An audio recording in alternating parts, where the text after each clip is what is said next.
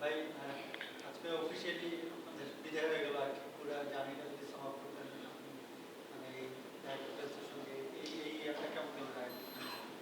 সবাই তো বুঝতে পারছেন আসলে পয়েন্ট টেবিলে আমরা একদম নিচের দিকে আছি, তো সেক্ষেত্রে তো আসলে আমরা ভালো অবস্থায় নাই, যেহেতু আসলে ভালো ক্রিকেট খেলিনি আমরা।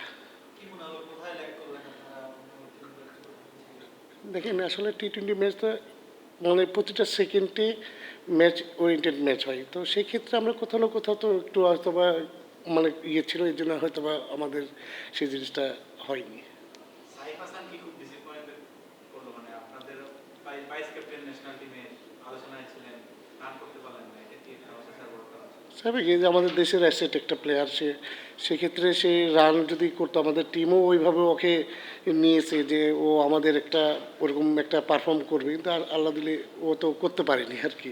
তো তার জন্যে আমরা দোয়া করি যেন ওয়ার্ল্ড কাপে যেন আমরা ভালো ক্রিকেট খেলে।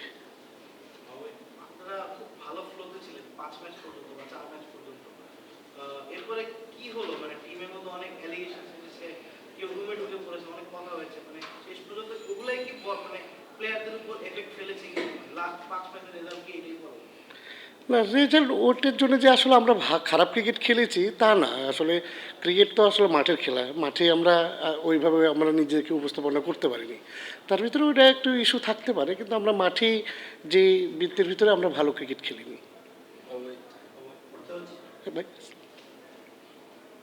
সাইফকে নিয়ে একটু আমি জানতে চাচ্ছি যে কাছ থেকে দেখলেন সাইফকে সামনে যেখানেই হোক ওয়ার্ল্ড কাপে তো এখনো খেলার সম্ভাবনা শেষ হয়ে যায়, কিভাবে নেটে কিরকম দেখলেন, ম্যাচ কন্ডিশনে তার সমস্যাগুলো কোথায় আপনার কি মনে হয়? সে তো আমাদের একটা ভাইটাল প্লেয়ার হয়ে গেছে। আমরা যখন প্র্যাকটিসটা হচ্ছে আমাদের ম্যাক্সিমাম টাইমে, তখন কিন্তু 100% তার শর্টস কোয়ালিটি সব কিছু কিন্তু 100% হচ্ছে। মানে কালকেও যখন আমরা নিট করছি, সব থেকে ভালো ব্যাটিং করছে সাইফ হাসান। কিন্তু ভাই লাস্ট কয়েকটা সিরিজও সে ভালো ক্রিকেট খেলছে বাংলাদেশের হয়ে, কিন্তু আসলে আমাদের এই টুর্নামেন্টে সে আসলে সাকসেস হতে পারেনি। এটা কি উইকেটের কারণে হতে পারে, একটু স্লোনেস অফ উইকেট? আজকের উইকেট খুব ভালো ছিল। আজকে আমাদের উইকেট কিন্তু আপনারা দেখবেন, আপনারা ম্যাচটা যেহেতু আপনারা দেখছেন, আজকের উইকেট কিন্তু অনেক ভালো ছিল। সেকেন্ড হাফে ব্যাটিং করার জন্য আরও ভালো ছিল।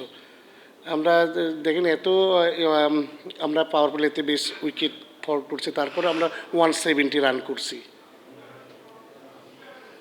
ভাই মানে সাইড কি বলছে আপনার সঙ্গে যখন কথা হচ্ছে, এরকম একটা ব্যাট প্যাচের মধ্যে যখন যায় আমাদের, তার মানসিক অবস্থাটা কি আপনাদের সঙ্গে কি বলছে তার আমরা আমাদের টিম থেকে যথেষ্ট তাকে মানে পুশ করছি যে ও আমাদের কামব্যাক করুক, কেন আমরা টিমের তো আমাদের যে অবস্থায় সিচুয়েশনটা আছে, যে টিমটা আমাদের হয়তো বা গ্রুপ 4-এ নাও যেতে পারে, কিন্তু আমরা চাচ্ছি যে সাইডটা রান করে আমাদের ওয়ার্ল্ড কাপে কিছু করুক আমাদের দেশের হয়ে।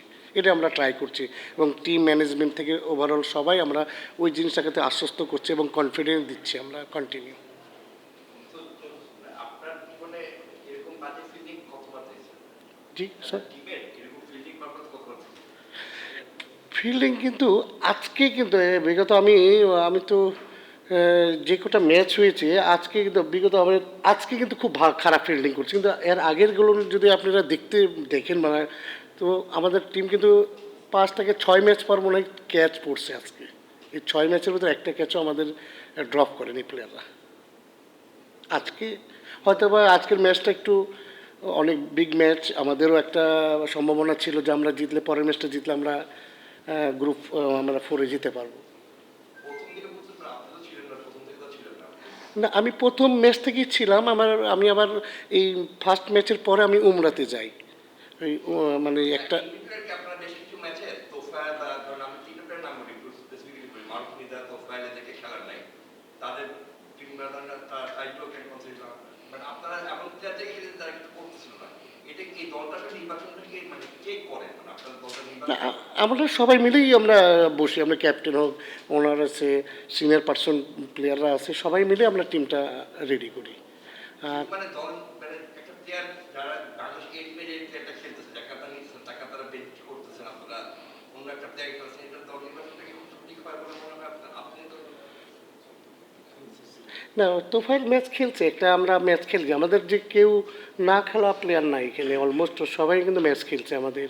কিন্তু পরের ম্যাচে কন্ডিশন অনুযায়ী সিচুয়েশন অনুযায়ী হয়তোবা ওই ম্যাচটা হয়তোবা তাকে আবার বাইরে রেখে আবার টিম সাজানোর জন্য আমরা প্ল্যান করি।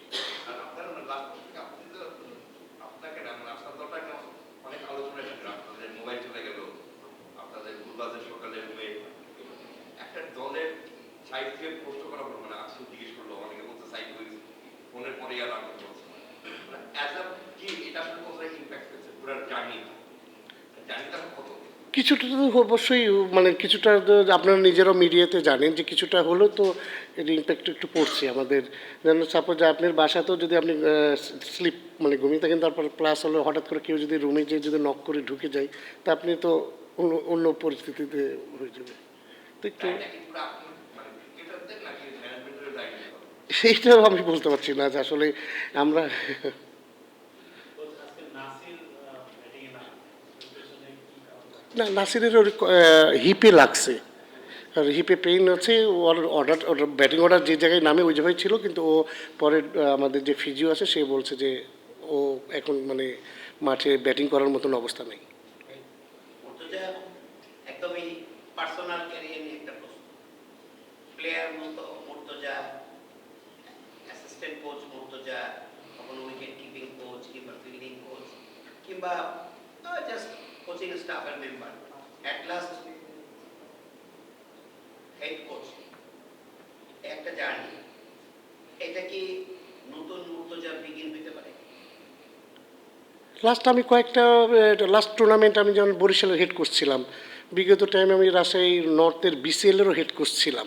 হেড আচ্ছা বিপিএল আমার এই ফার্স্ট টাইম আমার এটা আমার মানে আমি আসলে এক্সাইটেড ছিলাম একটা হেড কোচ হয়ে এসেছি কিন্তু আসলে সাকসেস তো আমি লাস্ট 3 ম্যাচে আমার টিম ওরকম কিছু করতে পারি কিন্তু স্বপ্ন তো মানুষের থাকে যে সামনে আমি আরও বেটার জায়গায় যাব। একটা দলের ফিল্ডিং একটা ব্যাট ডে যেতেই পারে কিন্তু আজকে যেভাবে সহজ ক্যাচগুলো করছিল এবং বিভিন্ন ঘটনা প্রবাহ আসলে কি প্লেয়াররা any how out of focus ছিল? না না না এটা ম্যাচে একটা হতেই পারে, একটা ম্যাচ ক্যাচ মিস হতেই পারে, এটা ও বাইরের কিছু ইফেক্ট পড়েনি, এটা হয়ে গেছে। আপনি বলছিলেন যে সাইডকে ফর্মে আনার জন্য আপনারা সর্বোচ্চ চেষ্টা করছেন কিন্তু সাইডকে একটা সেটেল ব্যাটিং পজিশন কিন্তু আপনাদের পক্ষ থেকে দেওয়া হয় কখনো ওপেনিং এ কখনো 3 কখনো 4 মানে এইটা নিয়ে কি সাইফের সঙ্গে আপনারা কথা বলেছিলেন যে মানে তুমি কোন জায়গায় স্পেসিফিকলি খেলতে চাও? হ্যাঁ সাইফের সঙ্গে কথা বলা হয়েছে এবং সাইফও মানে যেগুলো জায়গায় দেওয়া আসলে অনেক সময় যেন নতুন বলে অনেক সময় অনেকে মুভমেন্টের সমস্যা হতে পারে, তো কিছু সেটেলমেন্টের জন্য কিছু পিছনে নিয়ে সঙ্গে সেট করে আবার উপরে নেওয়ার জন্য এরকম একটা প্ল্যানিং আমরা করেছিলাম এবং সেও ওটাতে রাজি ছিলেন। Thank you.